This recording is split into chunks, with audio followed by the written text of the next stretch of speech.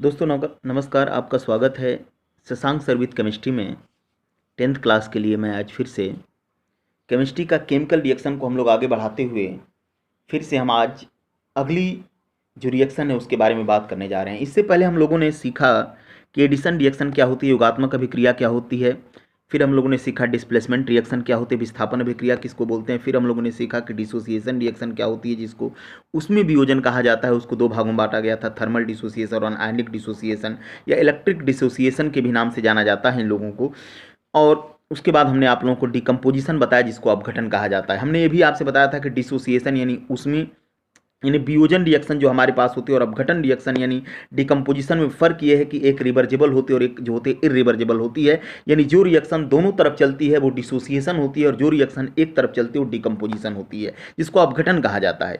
उसी से आगे बढ़ते हुए आज हम लोग चर्चा करेंगे। और एक बात और ध्यान रखिएगा, जब सोडियम क्लोराइड जो हमारे पास होता है NaCl, अगर हम उसको तोड़ेंगे, इलेक्ट्रिक या इलेक्ट्रोलिसिस कराओगे आप लोग, तो याद रखिएगा वो टूटेगा सोडियम में और क्लोरीन में। तो that is the example of the electric dissociation, या इसको हम लोग बोल सकते हैं कि विद्युत वियोजन होता है। तो इसको जरा ध्यान दीजिएगा। अब मैं उसी रिएक्शन को आगे बढ़ाते हुए आज हम लोग डबल डिस्प्लेसमेंट रिएक्शन की बात मैं करने जा रहा हूं, जिसको उभय अपघटन कहा जाता है।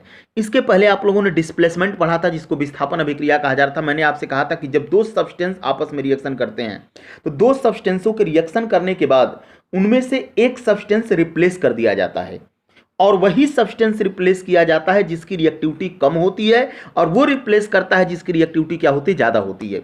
इसका मतलब कि इसके पहले आप लोगों ने डिस्प्लेसमेंट सीखा था, जिसमें मैंने कुछ एग्जांपल लिए थे, जैसे कि जिंक की कॉपर सल्फेट के साथ रिएक्शन करा करके हमने कॉपर को रिप्लेस किया था। इसी तरीके से हम लोग कह सकते हैं कि जिंक जो है सल्फ्यूरिक एसिड के साथ रिएक्शन करके हाइड्रोजन को रिप्लेस किया था। इसका मतलब वहां पर रिएक्टिविटी ज़्यादा हो रही थी, तो वो एक सब्सटेंस हमारा रिप्लेस हो रहा था, और उसको हम लोग विस्थापन अभिक्रिया डिस्प्लेसमेंट रिएक्शन कहते हैं।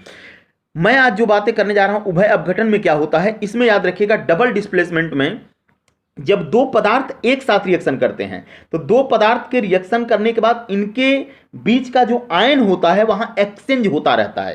यानी एक दूसरे में इनका आयन क्या होता रहता है, विनिमय होता रहता है, जिसको डबल डिस्प्लेसमेंट कहा जाता है। यानी हम ये कह सकते हैं कि वह रासायनिक अभिक्रिया जहां पर आयनों में का विनिमय हो जाता है, आयनों की अदला बदली होती रहती है पदार्थों के बीच, उसी को क्या कहा जाता है, डबल डिस्प्लेसमेंट या उभय अपघटन कहा जाता है। यानी in which chemical reaction that exchange the ion between the substance that is called the double displacement reaction. Example लेता हूं, आपको समझ में आएगा।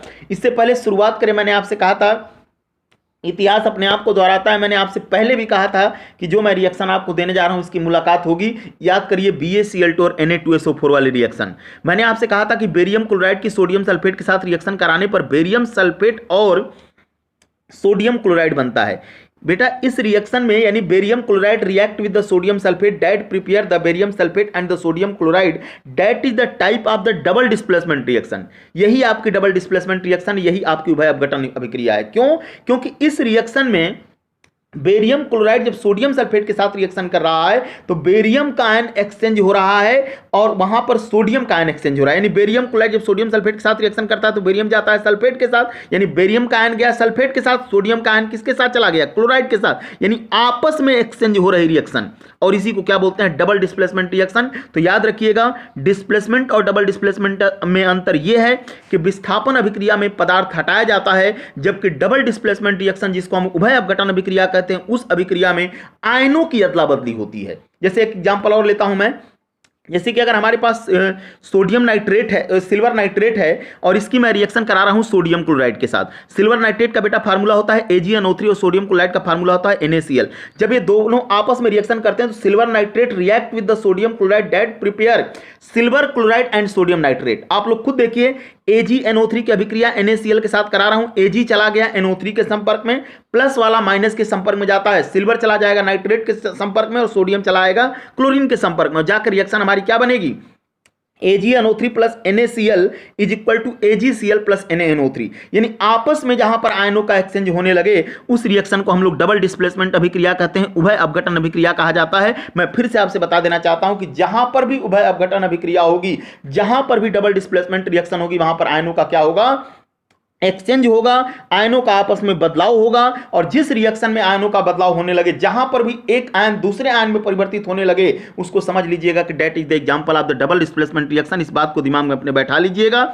और जहां पर भी देखिए, फिर से मैं बता देना चाहता हूं, जहां पर एडिशन रिएक्शन होगी वहां जुड़ेंगे दो पदार्थ, आपस में कनेक्ट होते हैं। जहां पर डिस्प्लेसमेंट रिएक्शन होगी एक सब्सटेंस हटाया जाएगा। इसके बाद मैंने आपसे कहा था डिसोसिएशन रिएक्शन जो होती है उसमें भी आपका सब्सटेंस, एक सब्सटेंस दो सब्सटेंसों में टूटता है, लेकिन उसकी कंडीशन होती है कि ये काम या तो ऊष्मा या तो विद्युत की प्रेजेंटी में होगा, यानी हीट रहेगा या इलेक्ट्रिक रहेगी। एक बात और बताया था मैंने, dissociation is the type of the reversible reaction that is the two types, one is the thermal dissociation and second is the ionic dissociation. इसके बाद मैंने डिकम्पोजिशन अपघटन अभिक्रिया की बात की थी कि याद रखिएगा रिवर्जेबल नहीं होती है अभिक्रिया, एक दिशा में चलती है, और यही अंतर दोनों में होता है वियोजन और अपघटन में, कि वियोजन उत्क्रमणीय होती है यानी रिवर्जेबल होती है डिसोसिएशन, और जो अपघटन होती है वो रिवर्जेबल नहीं होती है। बात अपने दिमाग में डाल लीजिएगा। और डिस्प्लेसमेंट और डबल डिस्प्लेसमेंट, यानी हम ये कह सकते हैं कि अब आपके पास जो विस्थापन अभिक्रिया है और जो उभय अपघटन अभिक्रिया, दोनों में यही फर्क है कि एक अभिक्रिया में पदार्थ हटाया जाता है और दूसरी अभिक्रिया में आयनों का क्या होता है, एक्सचेंज होता है। That is the type of the double displacement reaction. इस तरह से आपके पास एक्सोथर्मिक और एंडोथर्मिक आती है। एक्सोथर्मिक का मतलब होता है ऊष्माक्षेपी अभिक्रिया, और एंडोथर्मिक का मतलब होता है ऊष्माशोषी अभिक्रिया।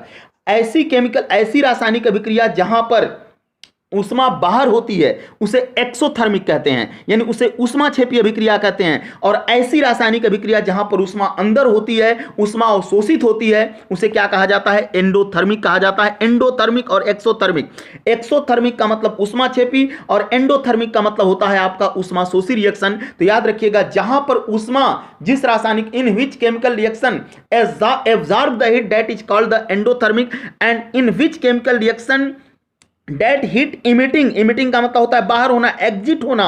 जहां पर उष्मा किसी भी रासायनिक अभिक्रिया को करने के लिए अगर उष्मा बाहर होती है, हीट बाहर होती है, तो उसे क्या कहा जाता है, एक्सोथर्मिक। और जहां पर अंदर होती है उसे क्या कहा जाता है, एंडोथर्मिक। जैसे एग्जांपल एक ले लेता हूं, नाइट्रोजन और हाइड्रोजन के संयुग से अमोनिया बनता है, N2+3H2 = 2NH3। अमोनिया के बनने में उष्मा बाहर होती है। कार्बन और ऑक्सीजन के संयुग से कार्बन डाइऑक्साइड बनता है, वहां पर भी उष्मा क्या होती है, बाहर होती है। इस बात को दिमाग में डाल लीजिएगा। तो जहां पर एक्सोथर्मिक होगी वहां पर उष्मा बाहर होगी, और जहां एंडोथर्मिक होगी वहां पर उष्मा क्या होगी, अंदर होगी।